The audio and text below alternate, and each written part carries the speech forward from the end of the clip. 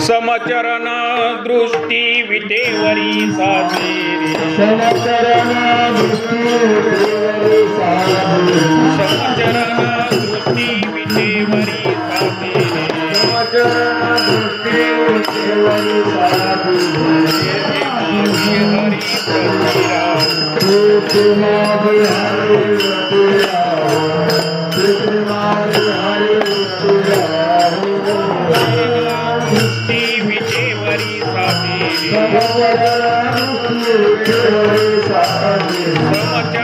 दृष्टी विटेवरी साधे समचरण दृष्टी विटेवरी साधे जय माझी हरि प्रतिराम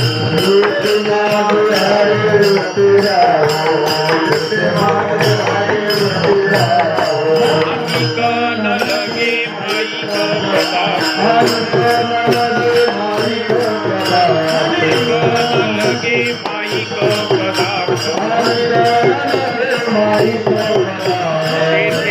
तेथे माझे अर्थ नको देवा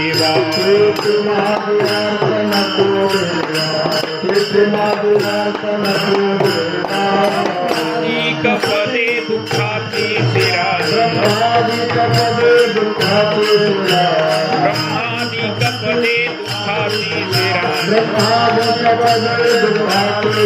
अधिक न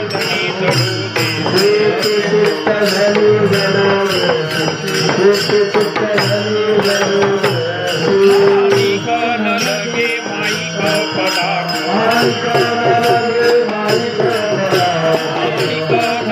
माईक पदार्थ अधिक न लगे माईक पदार्थ तेथे माझे अर्थ नको देवा मने त्याचे कळले आम्हावर मने त्याचे कळले आम्हावर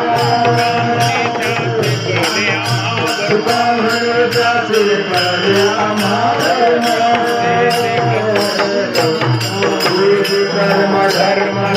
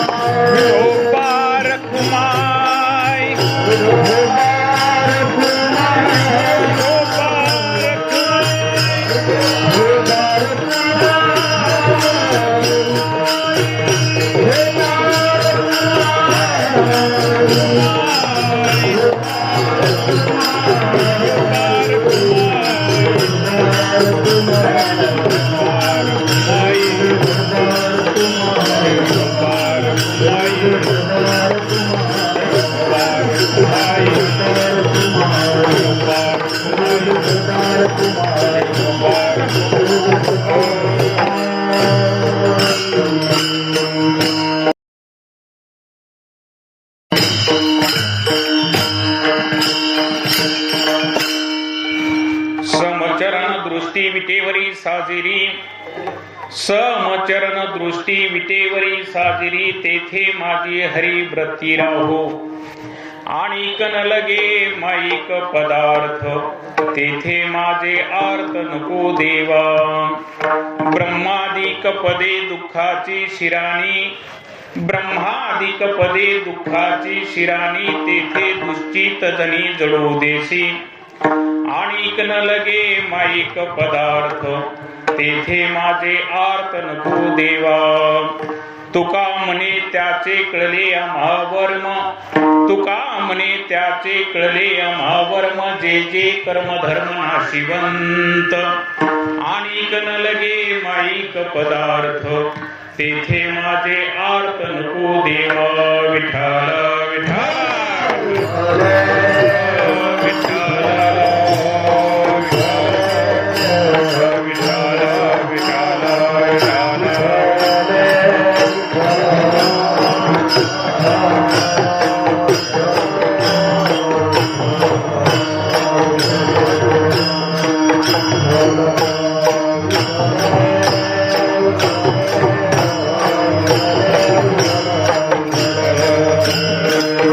Hare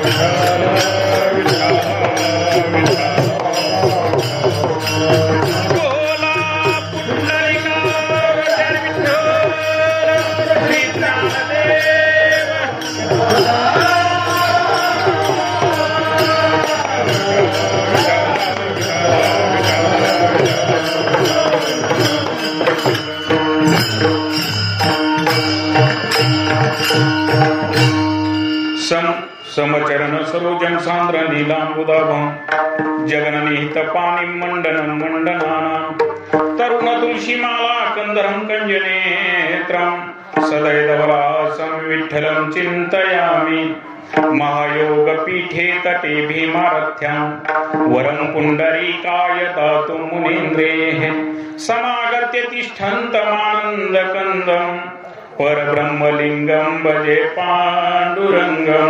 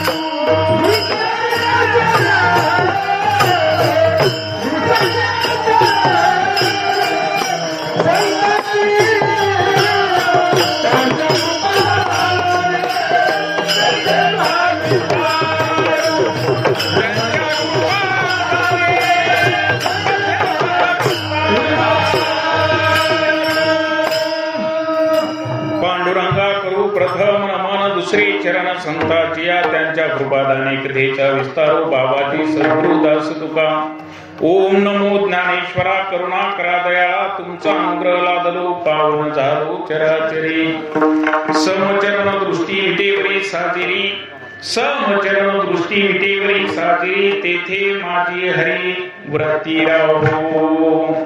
प्रस्तुत आजच्या कीर्तन रूपी सेवेकरिता निवडलेला अभंग महावैष्णव जगतवंदनीय जगद्गुरु वैराग्याचे मूर्तिमंत पुत्रे श्री संत तुकाराम महाराज यांचा 4 चरणाचा योगात्मक मागणीचा अभंग.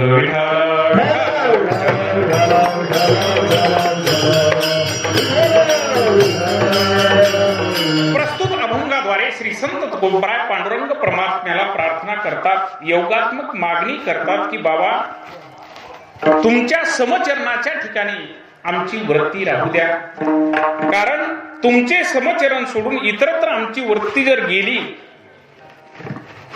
तर ती माईक पदार्थ सर्वत्र आहेत, दुःखरूप अशा प्रकारचे पदार्थ आहेत, त्यांच्या ठिकाणी आमचं चित्त जाऊ देऊ नका.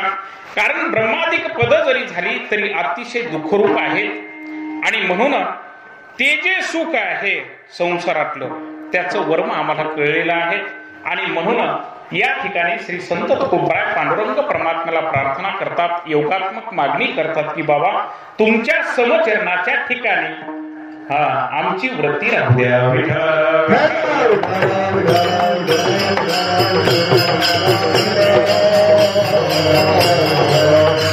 आज कीर्तन रूपी सेवेसाठी हा अभंग का निवडला सर्व भाविक भक्तांना माहित आहे, परंतु कीर्तनकाराचं कर्तव्य म्हणून या ठिकाणी महाराज कार्यक्रमाच्या सुरुवातीला सर्व या ठिकाणी वक्ता म्हणून मला ते सांगावं लागतं. कारण तसं पाहिलं तर आपली ही सर्व जी भजनी मंडळी आहे यांच्या सप्ताहाचा शेवटच नाही आहे का नाही, आणि प्रारंभही नाही. महाराज आता रमण्याच्या वाडीचा काला केला दुपारी, आता कोण म्हणेल हीच मंडळी आता सप्ताह, आता आमच्याकडे काला झाला की संध्याकाळी झोपतात बरं का, निवांत झोपतात महाराज. परंतु आपल्याकडे खरोखर परमार्थ चालू आहे. 7 दिवस एका गावामध्ये सप्ताह केल्यानंतर कमीत कमी 2 दिवस तरी आमचे गुणवान दुसऱ्या गावाला येत नाहीत. परंतु तुमचं भाग्य आहे या परिसरातील गुणवान मंडळी आहे महाराज, दुपारचा काला केल्यानंतर दुसऱ्या गावच्या सप्ताहाच्या प्रारंभाला उभी आहे. विठ्ठल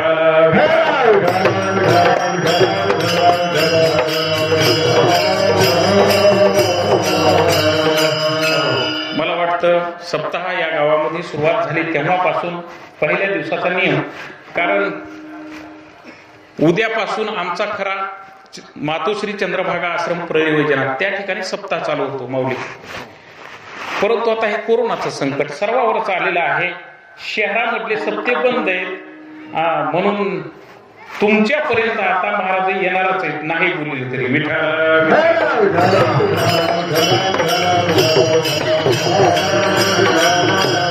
अतिशय गुणवान अशा प्रकारची मंडळी आहे. संत महात्म्यांच्या पदस्पर्शाने पुनीत झालेलं आपलं गाव आहे.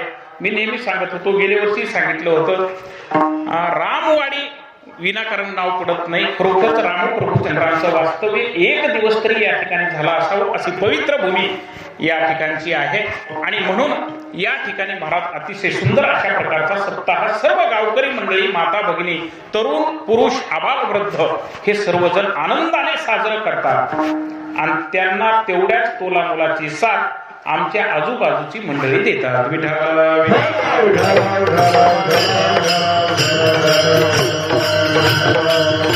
पहिल्या दिवसाला आणि शेवटच्या दिवसाला थोडीफार प्रस्तावना सांगावी लागते.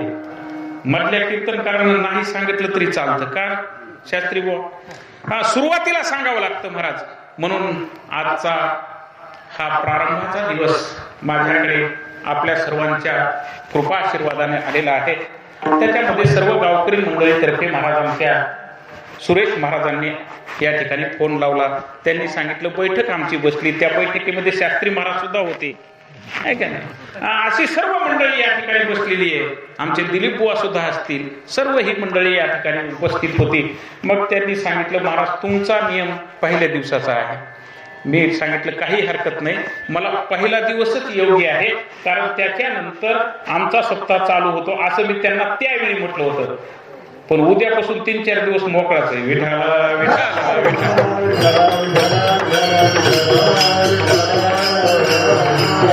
कोरोनामुळं अतिशय महाराज सप्ताह बरेच बंद झाले. मोठमोठे कार्यक्रम तर जागेवरच थांबले महाराज.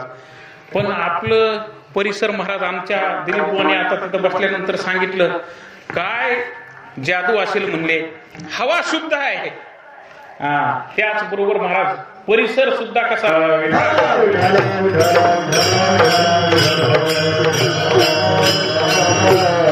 असा नटून थटून. सप्ताह म्हटलं की महाराज फार आनंद असतो गावामध्ये, आणि तसा आनंद आपल्या रामाच्या वाडीमध्ये सुद्धा प्राप्त व्हावा. कारण सप्ताह म्हटलं की आनंद आहे. लहान लेकरं सुद्धा नटून थटून सप्त्याला कपडे मागतात बरं का. आम्ही लहानपणी मागत होतो, आता कपड्याच्या ऐवजी टीव्हीची मालिका बघायला मागत असतील कदाचित. कारण तुम्ही कीर्तनाला जा, आम्ही टीव्ही बघतो. विठाला विठाल.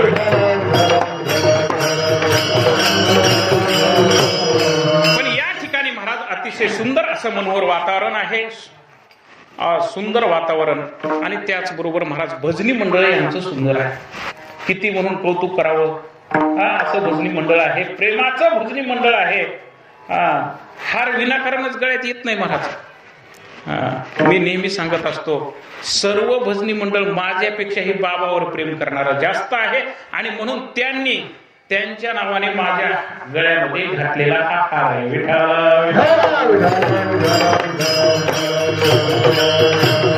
सुंदर भजनी मंडळी आहे. करावं तेवढं कौतुक कमी आहे. मी नेहमी तिकडे सांगत असतो, महाराज आमचे दिलीप बुवा सुंदर गायन करतात. विश्वनाथ महाराजांनी सुंदर चाल महाराज म्हटली, त्यांच्या पाठीमागे आमच्या दिलीप बुवांनी सुंदर साथ त्यांना केली. दोन्ही आमचे मृदंगाचार्य या ठिकाणी राधाकिशन मुंडे पांगरीकर अतिशय सुंदर वादन करतो. आमचे माऊली नगरवाडीकर वा सुंदर अशा प्रकारचं वादन करतात. त्याचबरोबर आता ज्यांची नावं माहीत आहेत त्यांच्यामध्ये आमचे फक्त संभाजी महाराज आहेत.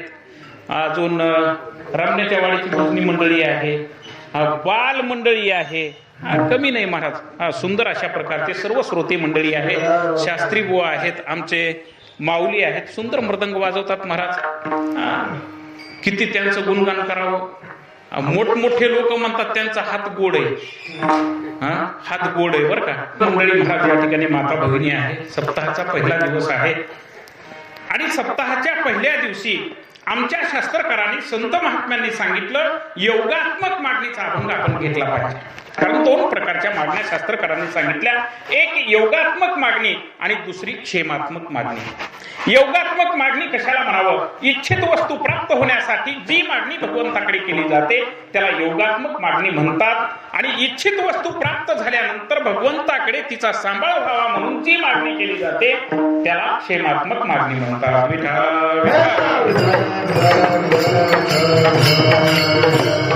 क्षेमात्मक मागणीचे अभंग सप्ताहाच्या शेवटी घेतले जातात आणि योगात्मक मागणीचे अभंग सप्ताहाच्या पहिल्या दिवशी घेतले जातात. त्याच्यामध्ये मंगलमय अशा प्रकारचे अभंग सुद्धा घेतले जातात. आणि प्रस्तुत अभंगामध्ये श्री संत तुकोबरायांनी योगात्मक मागणी पांडुरंगरायाकडे केलेलीच आहे.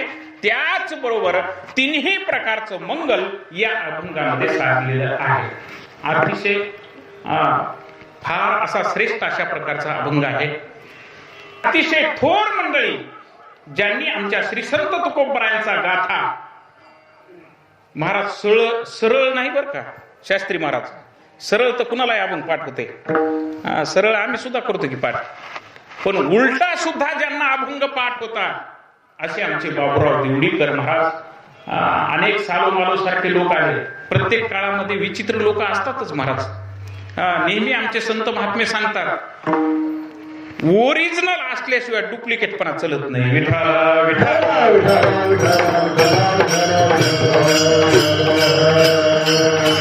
ओरिजिनल गाथा महाराज आमच्या श्री संत तुकोबरायांचा आहे. आणि काही लोक आमच्या श्री संत तुकोबरायावर जळून त्यांनी काय केलेलं आहे, अभंग लिहायचा आणि खाली तुका म्हणे तू गाथ्यामध्ये मिसळून टाकायचा. आणि मिसळून टाकल्यानंतर मग काय झालं, काही अभंग विनाकारांमध्ये वाढले, त्याचा अर्थही लागत नव्हता, अर्थबोधही होत नव्हता. काय करावं लागेल, अंधपुरुष गाथा पाठ आणि तोही उलटा पाठ महाराज. अशा प्रकारचे आमचे बाबूराव देवडीकर. त्यांनी काय करावं, त्यांच्याकडे अभंग निवडायचं काम दिलं. ज्याच्याकडे जसा अधिकार असेल, अधिकार तसा मार्ग दाखवावा लागतो आहे का नाही. त्यांचा अधिकार होता महाराज आणि त्या अधिकारामुळे त्यांच्याकडे काय केलेलं आहे, गाथ्यातील अभंग निवडायचं काम दिलं. ओरिजिनल श्री संत तुकोबरायांचे कसे निवडावेत, काय केलं म्हणजे ओरिजिनल श्री संत तुकोबरायांचा अभंग कळेल असं सांगतात. आमच्या बाबूराव देवडीकरांनी काय करायचं, विस्तव घ्यायचा टोपल्यामध्ये, टोपल्यामध्ये विस्तव घेतलेला आहे, पुढे ठेवलेला आहे. श्री संत तुकोबरायांचा अभंग म्हणायचा, त्या गाथ्यातील अभंग म्हणायचा, जिभेवर विस्तव ठेवायचा. आणि जिभेवर विस्तव ठेवल्यानंतर महाराज विस्तव जर जिभेला पोळला तर क्षेपक अभंग म्हणून बाजूला काढायचा. आणि जिभेला विस्तव जर नाही पोळला तर श्री संत तुकोबरायांचा ओरिजिनल अस्सल अभंग म्हणून बाजूला काढायचा. अशी गाथा बाबूराव देवडीकरांची वारकरी संप्रदायाला प्रमाणभूत आहे. वारकरी संप्रदायाला प्रमाणभूत अशी गाथा निर्माण केली आमच्या श्री संत तुकोबरायांची. आणि त्या गाथ्यामध्ये हा अभंग पहिल्या क्रमांकाचा आहे म्हणून सप्ताहाच्या आरंभी हा अभंग घेतला जातो. विठ्ठल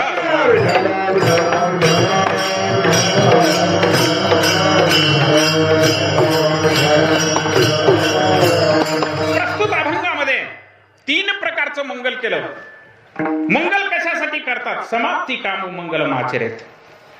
काम आमचं परिपूर्ण व्हावं, शेवटापर्यंत गोड व्हावं असं वाटण्यासाठी महाराज, ते कार्य परिपूर्ण होण्यासाठी सप्ताहाच्या आरंभी मंगलकारक अभंग घेतला जातो.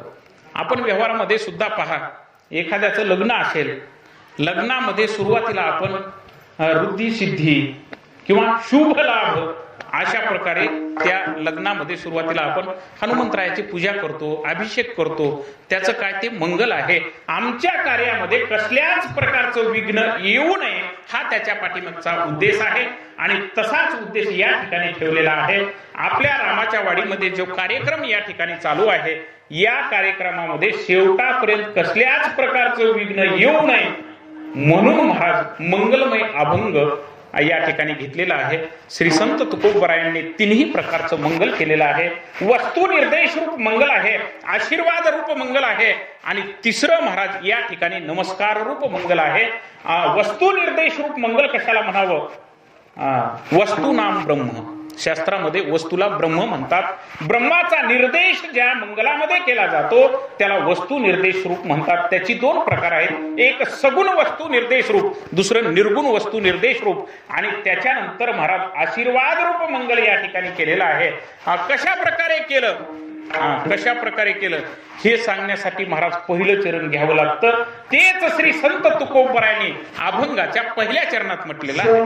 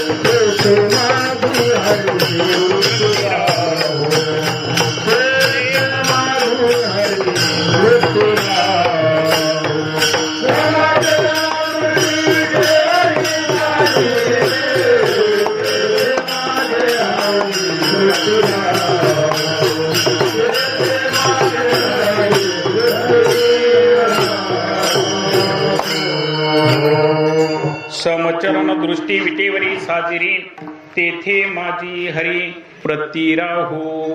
श्री संत तुकोबराय म्हणतात, पांडुरंगा तुमच्या समचरणाच्या ठिकाणी माझी वृत्ती राहू द्या. समचरण, समचरण याच शब्दामध्ये महाराज सम हा शब्द वेगळा घेतला दिलीप महाराज की तो निर्गुण ब्रह्माचं प्रतिपादन करत असतो. श्रीमद भगवद्गीतेच्या 5व्या अध्यायामध्ये भगवान श्रीकृष्ण परमात्मा सांगतात, निर्दोष मी समम ब्रह्म. निर्दोष अशा प्रकारचं म्हणजे निर्गुण अशा प्रकारचं जे ब्रह्म आहे त्याचं नाव सम आहे. म्हणून सम हा शब्द वेगळा घेतला, निर्गुण ब्रह्माचं प्रतिपादन करतो. आणि चरण या शब्दाला जोडून घेतला की सगुण ब्रह्माचं प्रतिपादन करतो. विठ्ठल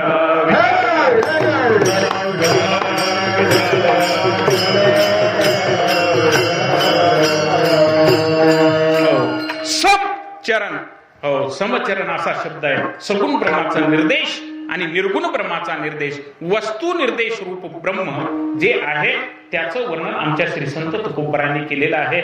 मग समचरण हा शब्द ऐकल्याबरोबर हे पांडुरंग परमात्म्याचंच वर्णन आहे हे आपल्या लक्षात येतं. कारण कोणताही अवतार आपण पहा, किती देवाचे अवतार आहेत महाराज. अनंत रूपे अनंत वेशे देखिले म्याच्यासी.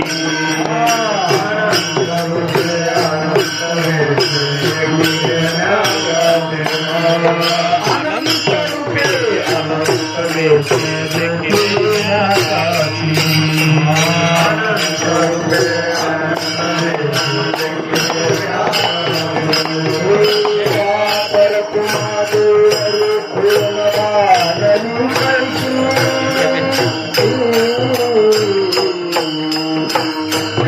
Thank you.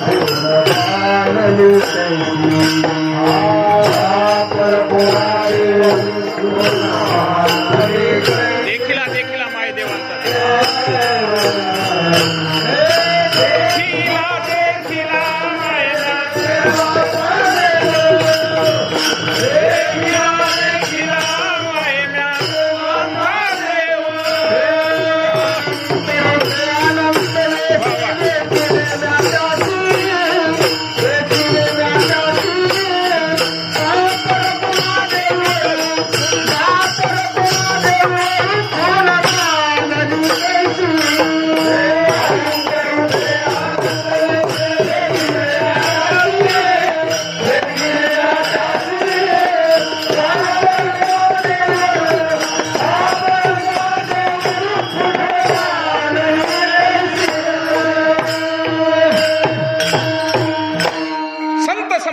ज्ञानेश्वर महाराजांना विचारावं, पांडुरंग परमात्म्याचे अवतार तुम्ही किती पाहिले, भगवंताचे अवतार किती पाहिले. आमच्या संत सम्राट ज्ञानेश्वर महाराजांनी सांगावं, महाराज अनंत रूप आम्ही पाहिली हो, भगवंताची अनंत रूप पाहिली. बर कसा पाहिला? अनंत वेशामध्ये पाहिला. बर रूपचे एक वेगवेगळं रूप आणि कपडे सुद्धा वेगवेगळे महाराज. अनंत वेशामध्ये पाहिला, अनंत रूपामध्ये पाहिला. भगवान पांडुरंग परमात्मा कितीही रूपामध्ये आम्ही पाहिला, पण इतर कोणत्याच रूपामध्ये आम्हाला समचरण भगवंताचे आढळून आले नाही. रामप्रभुचंद्र परिपूर्ण अवतार आहे, परिपूर्ण अवतार रामप्रभुचंद्रांचा. परंतु त्यांचा जर पाय पाहिला तर महाराज आपणा सर्वांना माहित आहे कसे पाय आहेत. एक पाय मागे आणि एक पाय पुढे. कशासाठी असतील बरं ते? हो, एक पाय पुढे आहे, एक पाय मागे आहे. धनुष्याला बाण लावलेला आहे आणि धनुष्याला बाण लावून महाराज आमच्या पांडुरंग परमात्मा रामप्रभूंच्या रूपामध्ये आहे. पण रामप्रभुचंद्रांच्या रूपामध्ये समचरण नाही, विषमचरण आहेत. कारण विषमचरणाचं ब्रीद काय आहे? भक्तांचं रक्षण आणि दुर्जनांचा संवाद. हो, भक्तारा के पायापाशी दुर्जनाशी संहारी. आणि तेच कार्य परिपूर्णोत्तम अवतारामध्ये महाराज भगवान श्रीकृष्ण परमात्म्याने केलं. भगवान श्रीकृष्ण परमात्म्याचे पाय सुद्धा कसे आहेत? देहुडा चरणी वाजवी पाय, वा वा.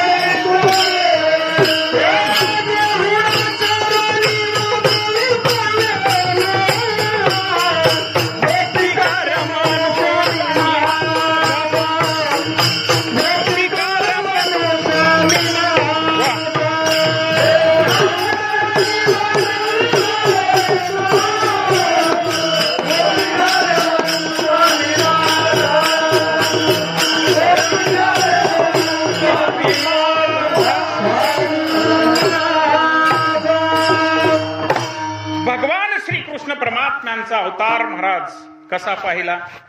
देहुडा चरणी वाजवितो वेणू, गोपिका रमणो स्वामी माझा, देखिला गे माये यमुनेच्या तीरी. यमुनेच्या तीरावर खरोखरच महाराज आपल्या परिसराचं भाग्य आहे. दिलीप बुवाचं खरं एखाद्या वेळेस जर ऐकावं वाटलं तर महाराज त्यांचे प्रमाणच ऐकावं वाटतं. सारखे भगवान श्रीकृष्ण परमात्मा आहे, पण भगवान श्रीकृष्ण परमात्म्याचे देवडे चरण आहेत. असा कसा देवाचा देवा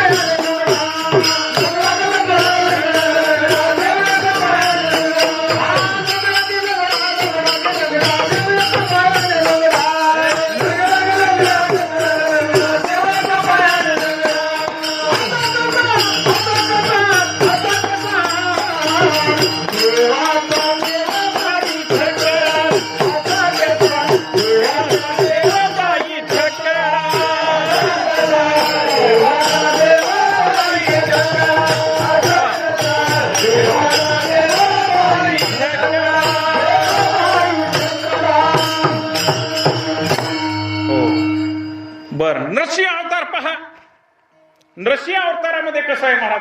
समचरण आहेत का? नृसिंह अवतारामध्ये तर वेगळाच अवतार घेतला महाराज. खरोखर आपल्या जंगलामध्ये शोभण्यासारखा अवतार होता नृसिंहाचा.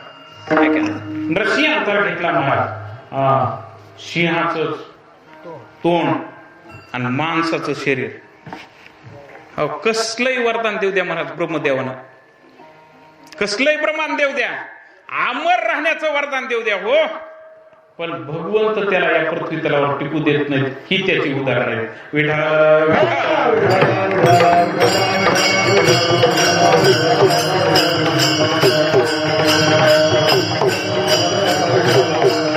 किती रूप आणा डोळ्यासमोर, पण कोणत्याच रूपामध्ये दुसऱ्या महाराज समचरण नाही.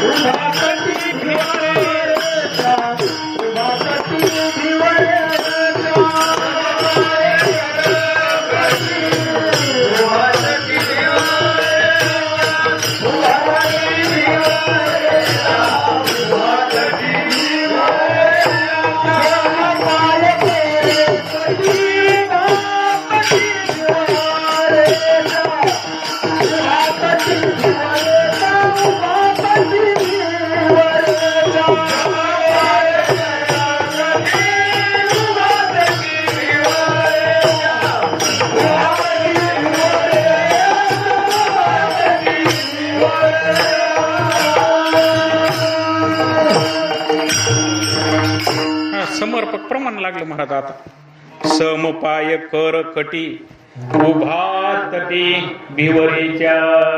हो, भगवान पांडुरंग परमात्मा समचरणामध्ये, इतर कोणत्याच अवतारामध्ये समचरण नाहीत.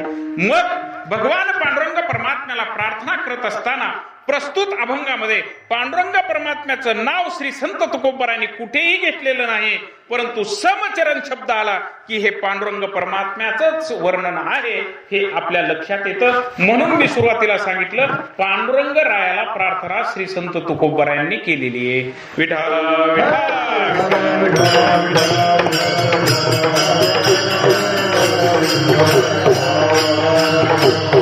श्री संत तुकोबराय म्हणतात, तुम्ही समचरण धारण करून या विटेवर उभे आहात.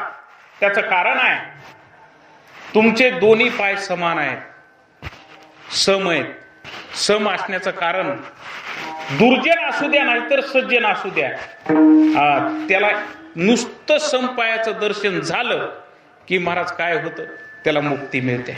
आणि अशी मुक्ती मिळविण्याकरता या ठिकाणी श्री संत तुकोबरायांनी सांगितलं समचरणाशिवाय दुसरं काही प्राप्त करायचं नाही. समचरणामुळेच मुक्ती आपल्या जीवनामध्ये प्राप्त होते. सज्जन असू द्या, दुर्जन असू द्या, आणि कोणत्याही कांडातला असू द्या, कांडातला म्हणजे कर्म कांडातला असू द्या, ज्ञान कांडातला असू द्या, नाहीतर भक्ती कांडातला असू द्या.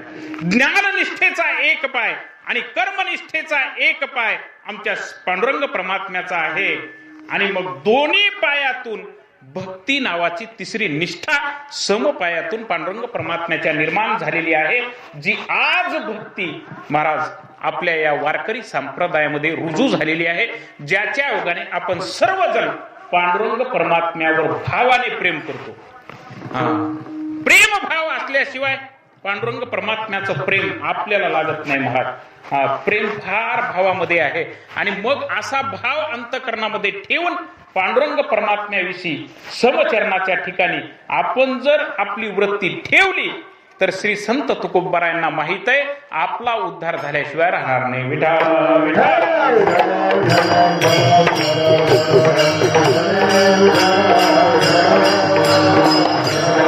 मग अशा प्रकारे समचरण आहेत पांडुरंग परमात्म्याचे. आणि त्या पांडुरंग परमात्म्याच्या समचरणाच्या ठिकाणी वृत्ती राहू द्या. कारण इतरत्र जर माझी वृत्ती गेली, श्री संत तुकोबराय म्हणतात हे जे इतर जे पदार्थ आहेत हे माईक पदार्थ आहेत, दुःखरूप पदार्थ आहेत. अभंगाचं दुसरं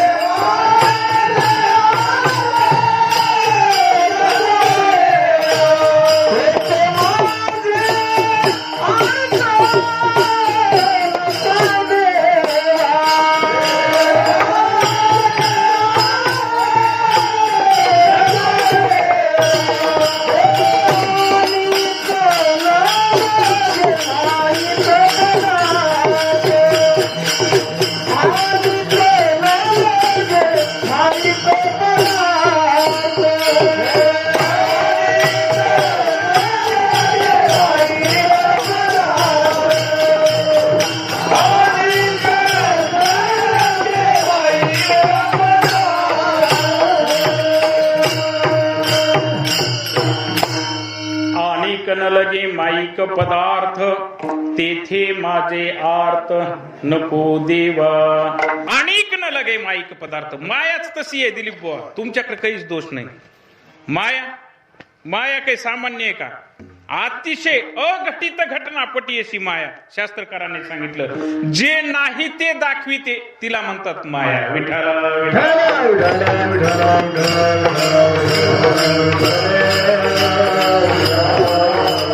जे नाही ते दाखविते तिला माया म्हणतात. माया फार भयानक आहे महाराज. मायासारखं दुःखरूप अशा प्रकारचं आवरण, नुसतं सुखाचं आवरण घेतलंय पण मधून नुसतं दुःखच आहे. संसारामध्ये किती माणसं येऊ द्या महाराज, मी सुखी आहे म्हणून छाती ठोकपणे कोणीच सांगू शकत नाही. का सांगू शकत नाही? कारण ह्या मायेमध्ये अडकलेला आहे. आणि माया तशी घातक आहे ना, माया फार घातक आहे महाराज. म्हणून आमच्या श्री संत तुकोबारायांनी सांगितलं ह्या मायेला तुम्ही सांभाळा म्हणजे भगवंता.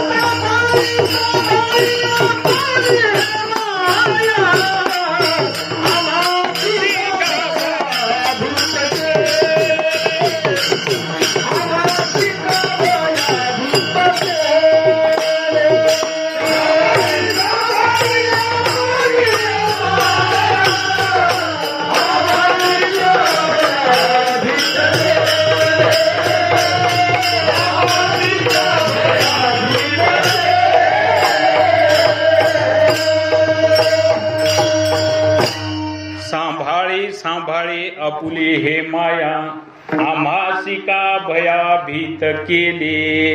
एखाद्या गावामध्ये श्रीमंत घर असावं महाराज आणि त्याचा गावावर पगडा असावा आणि त्याची नेमकी बायको भांडकुदळ असावं. भांडकुदळ बायको असते का नाही?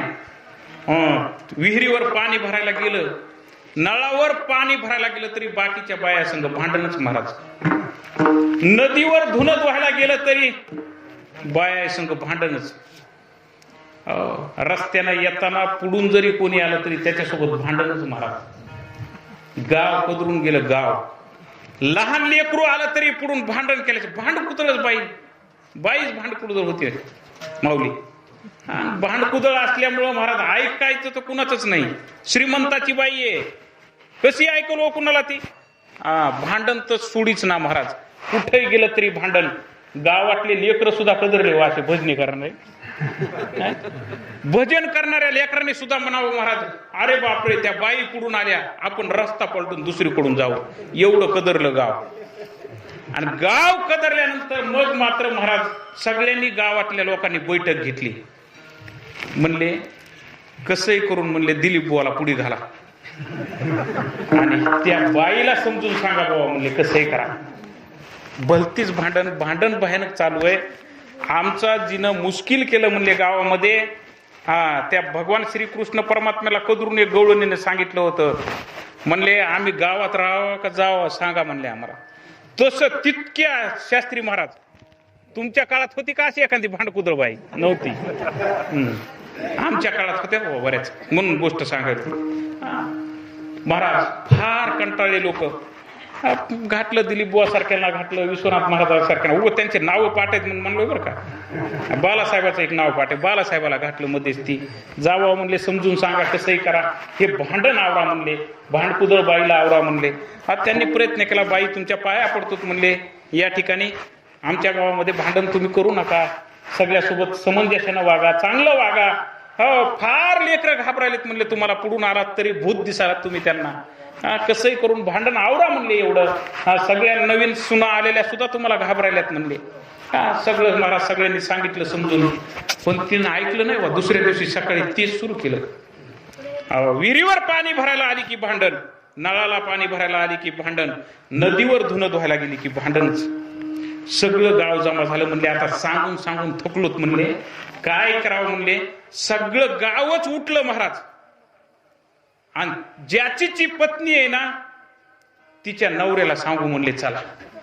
आणि मग सगळेजण गेले म्हणले, बाबा बायको तुझी आणि लावलीच गावाच्या पाठीमागं कशाबद्दल? ऐक ना, लावलीच गावाच्या पाठीमागं कशाबद्दल?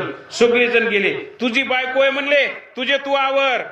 तसं श्री संत तुकोबाराने सांगितलं, देवा ही माया तुझी. कारण स्वतः भगवंतानी काय सांगितलं? माझी माया आहे, मम माया म्हटले, आणि माझी माया आहे असं म्हटल्यानंतर महाराज संत महात्मे आहेत, श्री संत तुकोबार आहेत, सर्व संत मंडळी आहेत, त्यांनी सांगितलं, पांडुरंगा माया तुझी आणि लावली आमच्या पाठीमागं का, म्हणून तुझे तू आता तिचा काय कर, सांभाळ कर. एवढी माया दुःखरूप आहे महाराज. आणि देवाची मालकी तिच्याजवळ नसली, देवाची सत्ता तिच्याजवळ नसली तिच्यावर, तर मग मात्र ती माणसाला जगू देत नाही.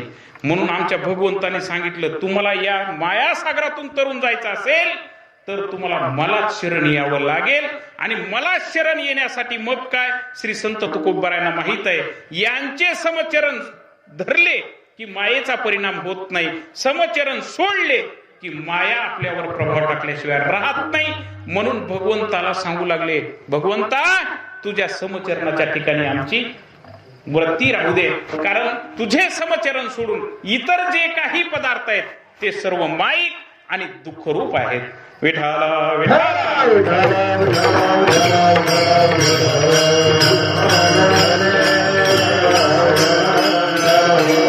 दुःखरूप अशा प्रकारचे महाराज. माया म्हटलं की अतिशय दुःखरूप. मायेचं स्वरूपच दुःखरूप आहे, स्वभावच तिचा दुःखरूप आहे महाराज. स्वभाव माणसा सुटतोय का? हो शास्त्री महाराज. हो, कुत्र्याची शेपटी वाकडी आहे म्हणले, नळीत घालून ठेवा. 6 महिने नळीत घातली पण ती वाकडीच निघाली म्हणून पुन्हा सरळ झाली का? नाही, स्वभाव सुटतच नाही महाराज. करिता नव्हे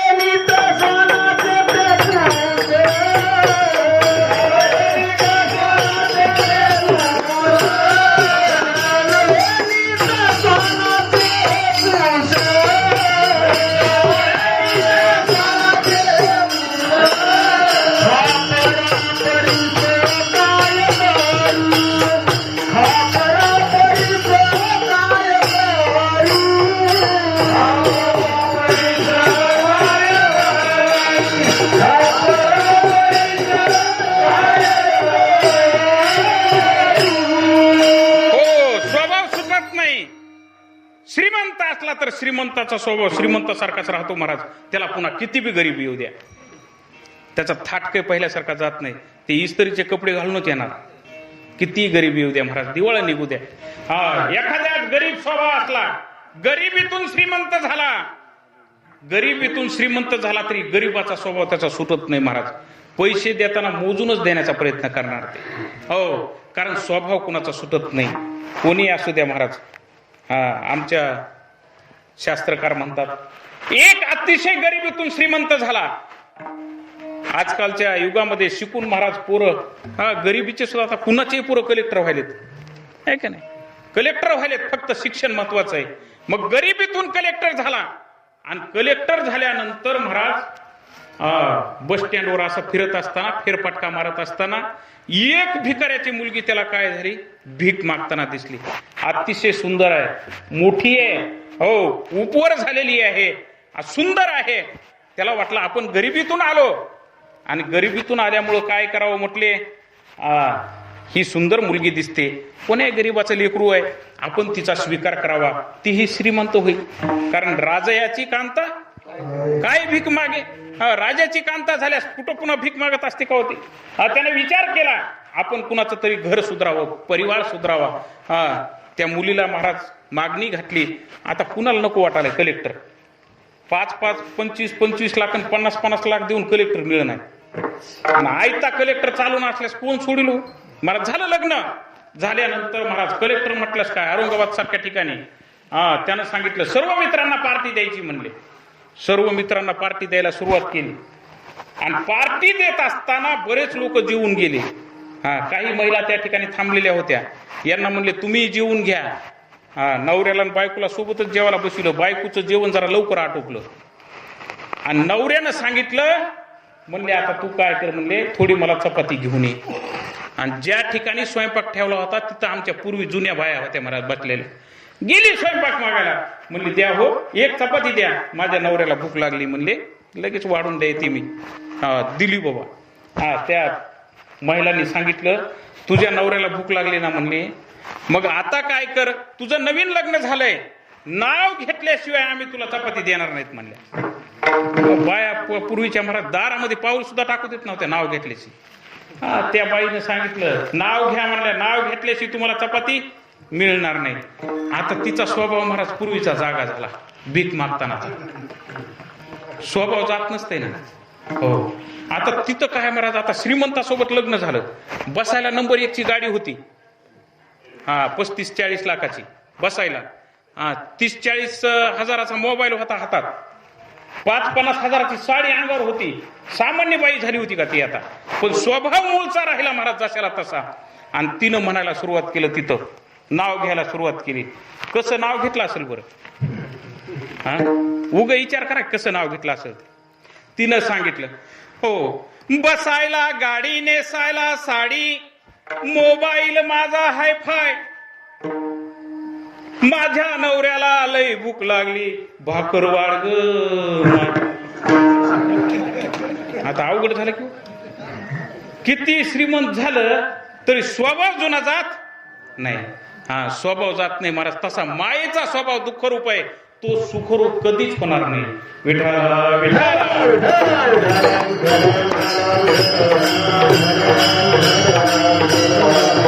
स्वभाव जातच नाही तो. एक आमचे आता शास्त्री महाराज नको, दुसऱ्याच कुणाचं नाव घेऊ इथं कुणाचं. बरं इथल्या आपल्या रामाच्या वाडीतलं नकोच. एक आमचा मित्र होता, त्या मित्राची बायको महाराज त्यानं सांगल त्याच्या उलट करायची. मारुतराव महाराजांनी ऐकलं असेल, माझ्यासोबत बऱ्याच ठिकाणी फिरते. हो मित्र क्रुश झाला महाराज. त्यानं सांगितलं की बायकोनं त्याच्या विरोधात काम करायचं, उलटच काम करू लागले. हो भाकर वाढ म्हणलं की भाकरच वाढायची नाही. जेवायला वाढू नको म्हणलं की पंचपक्वानाचं ताट पुढे आणून ठेवायची बुवा, गुलाबजामुन बासुंदी. सांगल त्याच्या विरोधात महाराज करायला सुरुवात केली. आणि सांगल त्याच्या विरोधात करत असताना क्रस झालं, ते कामच ऐका ना बायको. आता ज्याच्या बायका काम ऐकत नाही त्याला विचारा तुम्ही कशी फजिती असते ते. आता सगळे त्याचं ऐकणार ते सोडून द्या, हे आताचा काळ आहे.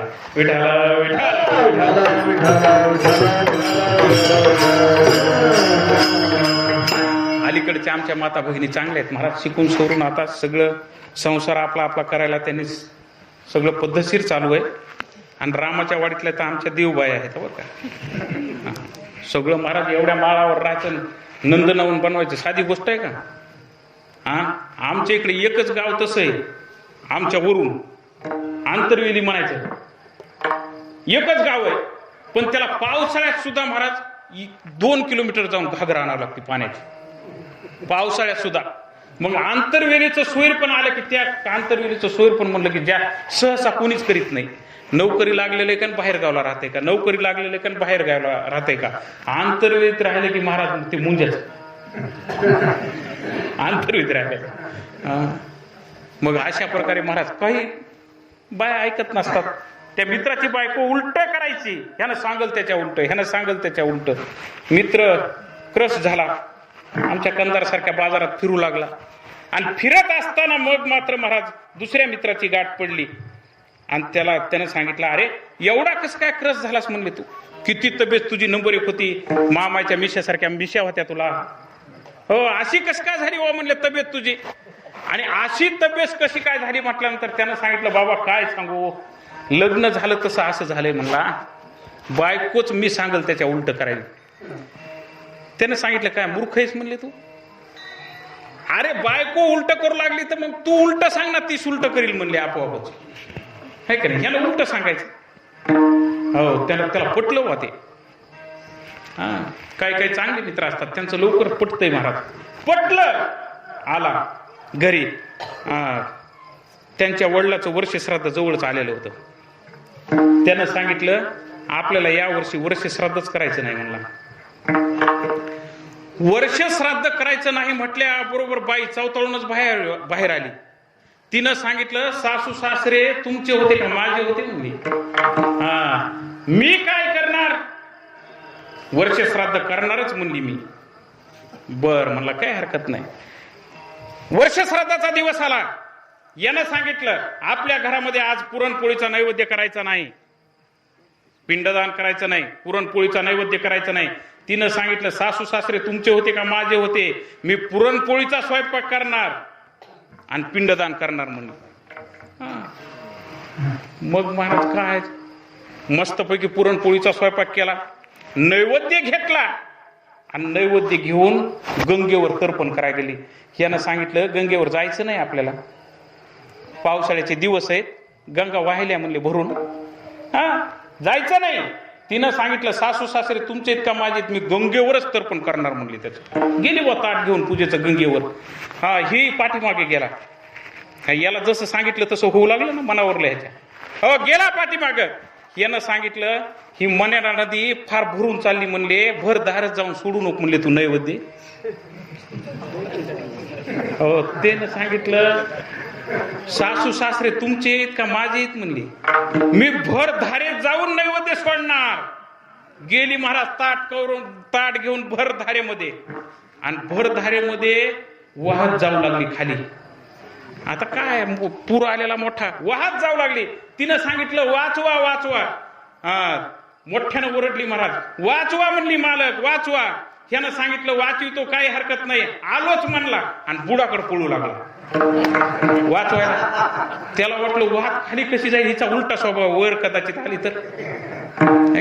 स्वभाव माणसाची जात नाहीत महाराज शेवट. स्वभाव फार भयानक असते. तसा मायेचा स्वभावच दुःखरूप आहे महाराज, ते सुखरूप कधीच होत नाही. विठाला विठाला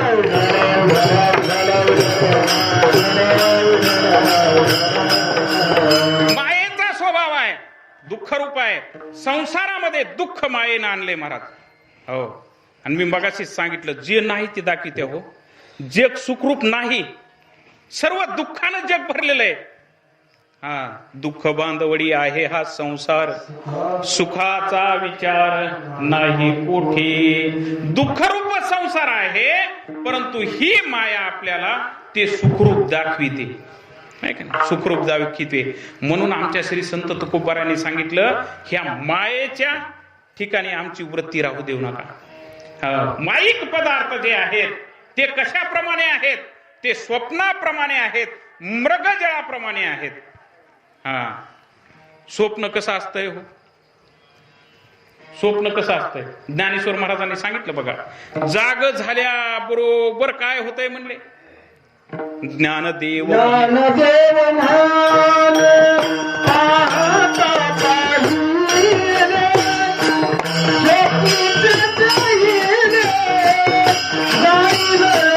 Yeah.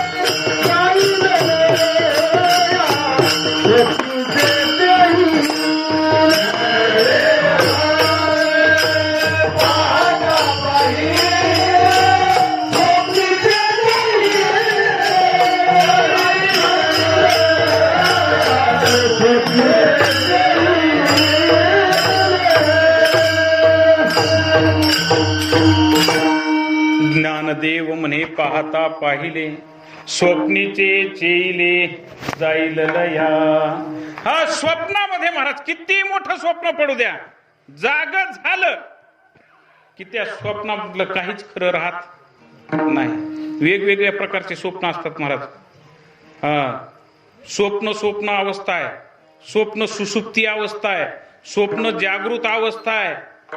बारीक शास्त्र उगाच शास्त्री महाराज पुढे बसलेत म्हणून म्हणलं. लय शास्त्र सांगाय गेल्याशिवाय जमना झालंय आजकाल. होय जमालय का?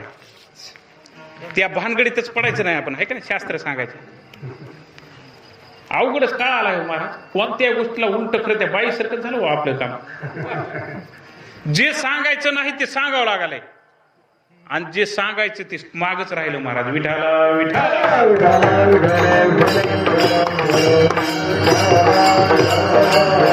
स्वप्नावस्था आहे. स्वप्न एखाद्याला पडावं. स्वप्न पडल्यानंतर स्वप्न कशाचं पडल सांगता येत नाही. मुंगीत पासून ब्रह्मदेवापर्यंत स्वप्नावस्था आहे महाराज. कोणताही जीव असू द्या त्याला स्वप्न पडल्याशी राहतच नाही. आणि स्वप्न कसं पडल हे सांगता येत. अच्छा बस कोण म्हणलं नाही, हुशार होतोय बा ते. विठाला विठाला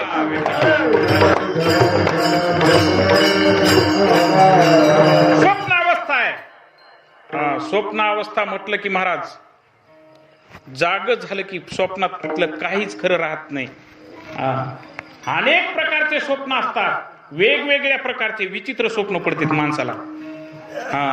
विचित्र स्वप्न महाराज किती विचित्र पडावं. एक मित्र आमचा स्वप्न सांगू लागला बरं का. स्वप्न पडलं त्याला, पण स्वप्न पडल्यानंतर स्वप्नामध्ये तोच मेला. शास्त्री महाराज स्वप्नामध्ये स्वतः मेला आणि स्वतः मेल्यानंतर मग मात्र महाराज गावातलं कोणीच येईना ना तिरडी बांधायला, स्वतःच तिरडी बांधू लागला. कसे तरी दोघं तिघ जण आले, 3 खांदेकरी झाले पण चौथा खांदेकरीत मिळेना. हा चौथा खांदा महाराज ह्यानंच दिला, जे मेलं होतं त्यानंच. पण शिकाळी धरायला पुढे माणूस यानं शिकाळी धरली बुवा, यानं शिकाळी धरली महाराज. निघाले पेटवायला, म्हणले स्मशानभूमीत गेल्यात, म्हणले काड्याची डबी राहिली की म्हणले. आणि काड्याची डबी राहिली की म्हणून हे घरी आलं महाराज काड्याची डबी न्यायला. तेच ज्याला स्वप्न पडलं होतं मेलेलं तेच तिथं ठेवली ती तिरडी. आलं घरी आणि घरी आल्यानंतर काडी वळल्यानंतर खरं खरंच मी पेटल का म्हणून त्यानं काडी ओढून बघितली आणि लगेच तिथंच स्वप्नातून जागा राहिलं महाराज. ते स्मशानात गेलेले स्मशानातच राहिले आणि हे इकडं घरी आलं महाराज. हो अशा प्रकारे स्वप्न वेगवेगळ्या प्रकारचे पडतात. कितीतरी स्वप्नाचे नमुने येतो, अनेक प्रकारचे स्वप्न. पण असे स्वप्न कसले असू द्या, जाग झालं की ते स्वप्न मावळतात.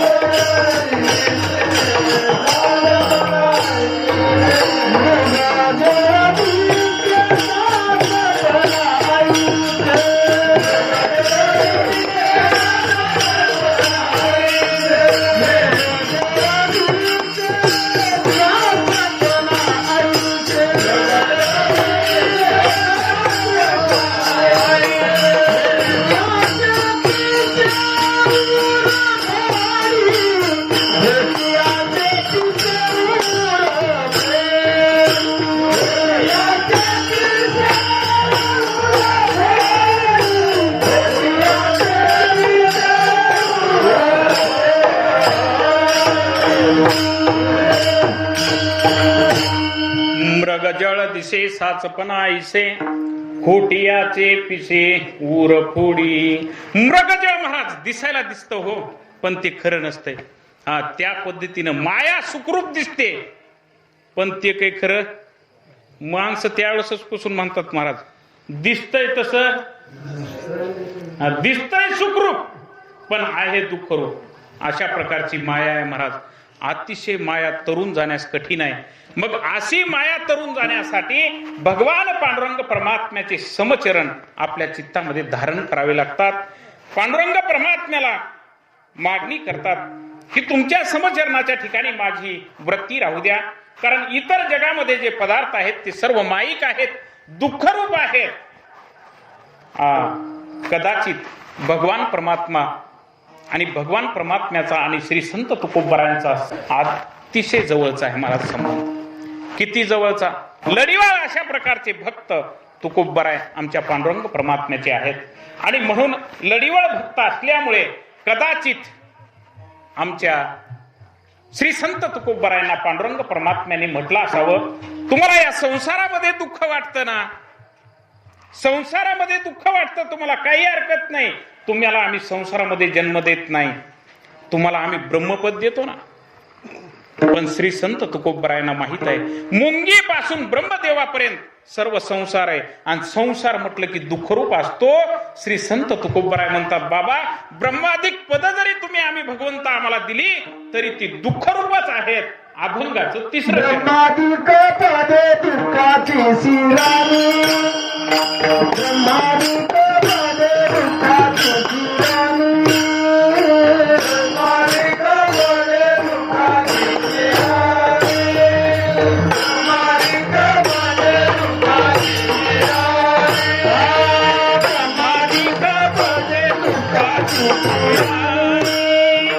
ब्रह्मादिक पदे दुःखाची शिराणी, ब्रह्मादिक पदे दुःखाची शिराणी, ब्रह्मादिक पदे दुःखाची शिराणी, ब्रह्मादिक पदे दुःखाची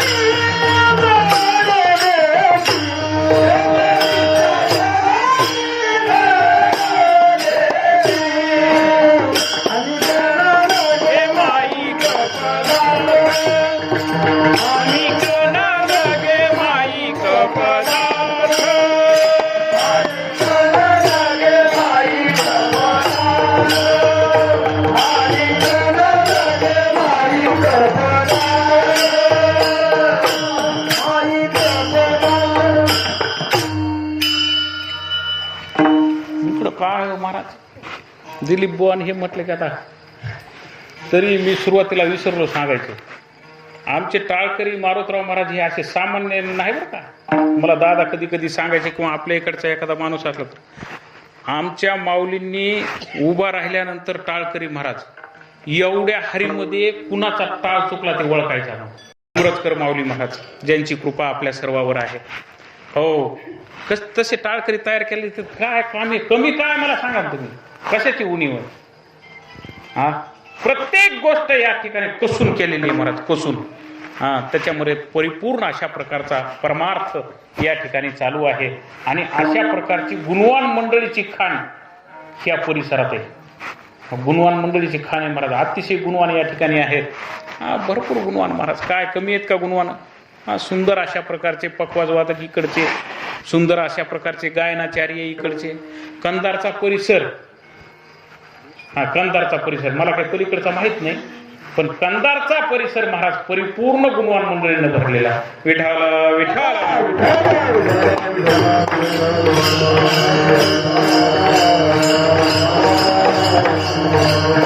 मग असे श्री संत तुकोबाराय आहेत. पांडुरंग परमात्म्याने म्हणावं, तुकोबाराय तुम्हाला संसारामध्ये दुःख वाटतं ना, तुम्हाला दुःखरूप संसार वाटतो ना, मग तुम्ही ब्रह्मादिक पद भोगा. तुम्हाला आम्ही ब्रह्मादिक पद देतो, त्या पदावर बसवतो. कारण ब्रह्मादिक पद म्हणजे सामान्य पद आहे का हो त्या ठिकाणी. हो, इंद्रपद असू द्या, चंद्रपद असू द्या, सामान्य पद नाहीत महाराज. पण श्री संत तुकोबरायांना माहित आहे ही सामान्य जरी नसली तरी शेवटी दुःख रूप आहे. त्यांनी सांगितलं संसारातलं दुःख तरी बरं, पण ब्रह्मादिक पदाचं दुःख अतिशय घातक आहे. कारण तोही पुनरावृत्तीच्या मापा शिगू झाला, तोही पुनरावृत्तीच्या मापा शिगू झाला. दुःखामध्ये सर्वात श्रेष्ठ दुःख कुणाला भोगावं लागलं आणि तेवढं दुःख भोगावं लागलं म्हणून महाराज ब्रह्मदेवाचं मंदिर सुद्धा कुठं नाही.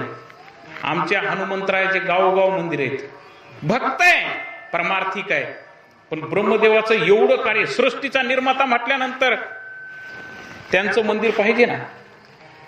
पण आचरण शुद्ध नाही महाराज.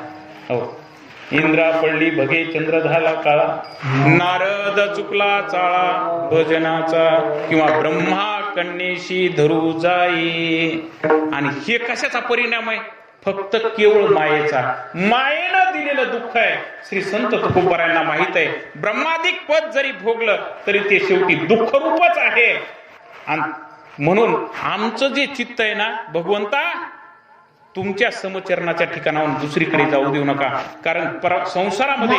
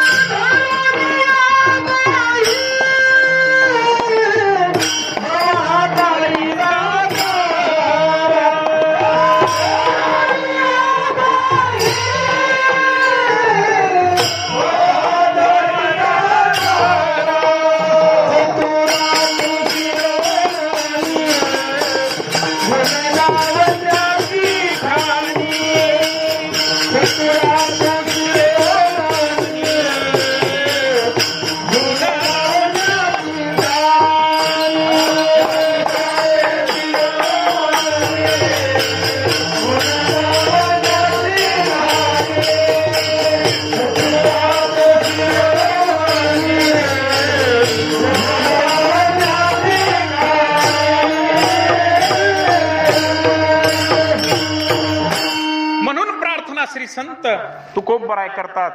आमच्या दिलीप बुवाने सुंदर प्रमाण दिलेलं आहे. माझे चित्त तुझे पायी राहे ऐसे करी काही.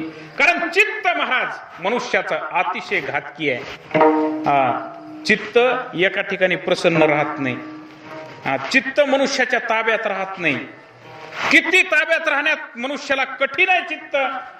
अतिशय कठीण चित्त आहे महाराज. अशा प्रकारचं जे चित्त अतिशय कठीण आहे. न होणाऱ्या गोष्टी होतील पण मनुष्याचं चित्त ताब्यात राहत नाही. न होणाऱ्या गोष्टी म्हणजे मी नेहमी सांगत असतो, न होणाऱ्या गोष्टी म्हणजे कोणत्या गोष्टी? आता एवढे महाराज जगामध्ये समुद्र आहे आणि ते समुद्र प्राशन करण्याची ताकद कुणात आहे का? नाही, अशक्यप्राय गोष्ट आहे. पण अगस्ती ऋषीने करून दाखिना, एके चुळीते सागरा ते भरिले, नाही का? अशक्यप्राय गोष्ट पण शक्य करून दाखवले. रामप्रभुचंद्र आणि सुग्रीवांची भेट झाली आणि सुग्रीवाची भेट झाल्यानंतर सुग्रीवाने सांगितलं, जा वालीसोबत युद्ध कर, तुला जर नाही आटोपला तर एका बाणात मी त्याचा खात्मा करीन म्हणले. सुग्रीवाला वालीची ताकद माहित होती महाराज. वालीनं सांगितलं, सुग्रीवा, हो या ठिकाणी पुन्हा परत जर आलास तर तुला मी जिवंत ठेवणार नाही. हाकलून लावलं होतं महाराज ऋष्यपूक पर्वतावर. रामानं ऐकणारी मंडळी आहे. सुग्रीवानं सांगितलं, आता जर परत मी वालीच्या समोर गेलो युद्धासाठी तर तो मला जिवंत सोडणार नाही. आणि रामप्रभुचंद्रा, तुझ्यावर माझा विश्वास नाही. कदाचित त्या ठिकाणी युद्धाला गेलो आणि वालीनं मला मारून टाकलं तर मी काय करू? वालीला फार सामर्थ्यवान अशा प्रकारचा वाली आहे. वालीला मारण्याचं तुमच्यात सामर्थ्य आहे काय? ते अगोदर मला सिद्ध करून दाखवा. रामप्रभुचंद्रांना सुग्रीवासमोर मी वालीचा वध करू शकतो हे सिद्ध करून दाखवावं लागलं महाराज. काय केलं आमच्या रामप्रभुचंद्रांनी? एका बाणामध्ये मेरू पर्वताचं उल्लंघन केलं आणि मग सुग्रीवाला खात्री पटली, एका बाणात रामप्रभुचंद्र वालीचा सुद्धा वध करू शकतात. आणि मग युद्धाला गेला महाराज. अशा प्रकारे आणि म्हणून या ठिकाणी चित्त अशक्यप्राय गोष्टी आहेत. मेरू पर्वत, आता आपल्याला रस्ता करायचा म्हणलं तर किती अवघड चाललंय हो. पण पूर्वीच्या काळामध्ये मेरू पर्वत उल्लंघन करण्याचं सामर्थ्य आमच्या भगवान परमात्म्यामध्ये होतं. मेरू उल्लंघन कुणालाही होत नाही पण त्याचं उन्मूलन केलं महाराज. अशक्यप्राय गोष्ट आहे, शक्य करून दाखवली. पण संत महात्मे म्हणतात अशक्यप्राय अशा प्रकारच्या गोष्टी शक्य होतील पण चित्त मनुष्याचं ताब्यात राहत नाही. अतिशय दुश्चित्त अशा प्रकारचं, दुष्ट अशा प्रकारचं चित्त आहे. म्हणून श्री संत तुकोबाराय म्हणतात, माझं चित्त तुमच्या समचरणाच्या ठिकाणी जाऊ देऊ नका, इतरत्र जाऊ देऊ नका. तुम्ही ब्रह्मादिक पद म्हणता, ब्रह्मादिक पद सुद्धा अतिशय दुःखरूप आहे. हो, दुःखरूप अशा प्रकारचे पद आहेत. कारण त्यांचं वर्म आम्हाला कळलंय म्हणले. कुणाचं? त्याचं वर्म आम्हाला कळलेलं आहे. अभंगाचं शेवटचं चरण, तुका म्हणे त्याचे कळले आम्हाला, तुका म्हणे त्याचे कळले आम्हाला, तुका म्हणे त्याचे कळले आम्हाला, तुका म्हणे त्याचे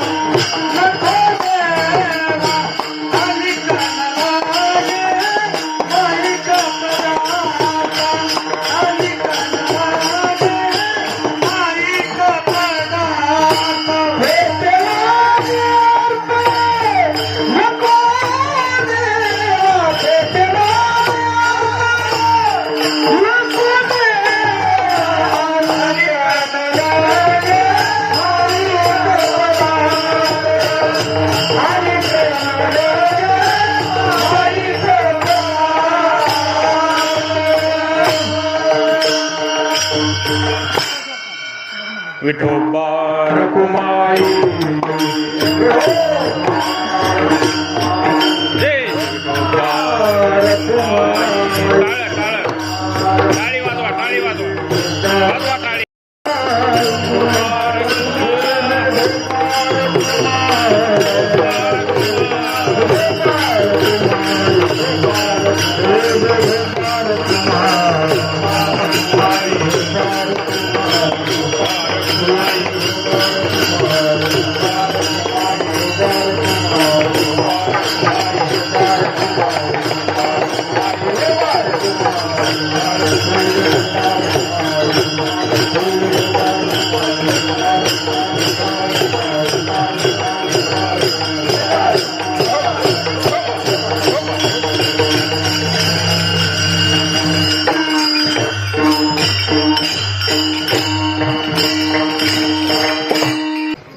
तुका म्हणे त्याचे कळले आम्हा वर्म, जे जे कर्म धर्म नाशिवंत. श्री संत तुकोबाराय म्हणतात, कितीही कर्मधर्म संसारामध्ये असू द्या, ते नाशिवंत आहेत.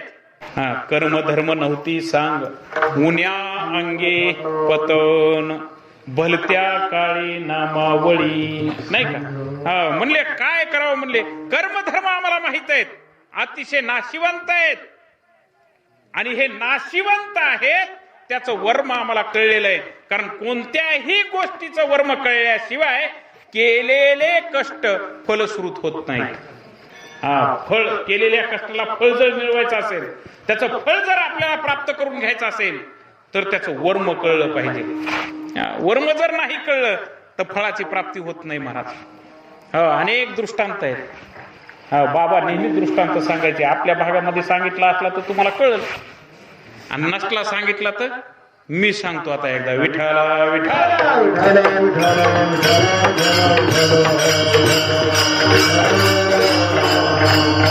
पंढरपुरामध्ये दर्शनासाठी उत्तर प्रदेशातली जोडी आली महाराज. नवरा बायको दोघ जण आले, आणि आल्यानंतर बडव्याच्या वाड्यामध्ये राहिले.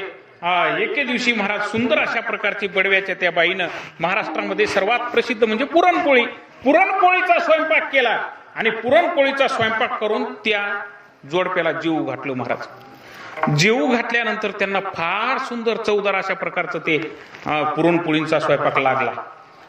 सुंदर झाला म्हणले स्वयंपाक. आपल्याकडे सुद्धा असा कधीतरी आपण स्वयंपाक केला पाहिजे. नवऱ्यानं सांगितलं बायकोला, इथं 2-4 दिवस आपण पंढरपुरामध्ये आहेत, तोपर्यंत शिकून घे म्हणले ही पुरणपोळी, आपण तिथं गेल्यानंतर करू. माझे मित्र मंडळी बोलू आणि सुंदर अशा प्रकारचं जेवण देऊ म्हणले. आणि मग मात्र महाराज त्या बाईनं पुरणपोळी शिकली. आणि पुरणपोळी शिकल्यानंतर बडव्याची बाई जरा विधवा होती, पांढरी साडी अंगावर होती, हातात कांकण नव्हते, कपाळाला कुंकू नव्हतं. आणि तशी ती बनवू लागली महाराज स्वयंपाक. ही गेली, शिकला स्वयंपाक, आणि शिकल्यानंतर गेली महाराज तिकडं. नवऱ्यानं सांगितलं आज रात्री पुरणपोळीची पार्टी होईल म्हणले. माझ्या मित्रांना बोलिणार मी, सुंदर अशा प्रकारचा स्वयंपाक संध्याकाळपर्यंत करून ठेव. तिनं सांगितलं काही हरकत नाही, सुंदर अशा प्रकारचा स्वयंपाक मी करून ठेवते म्हणले.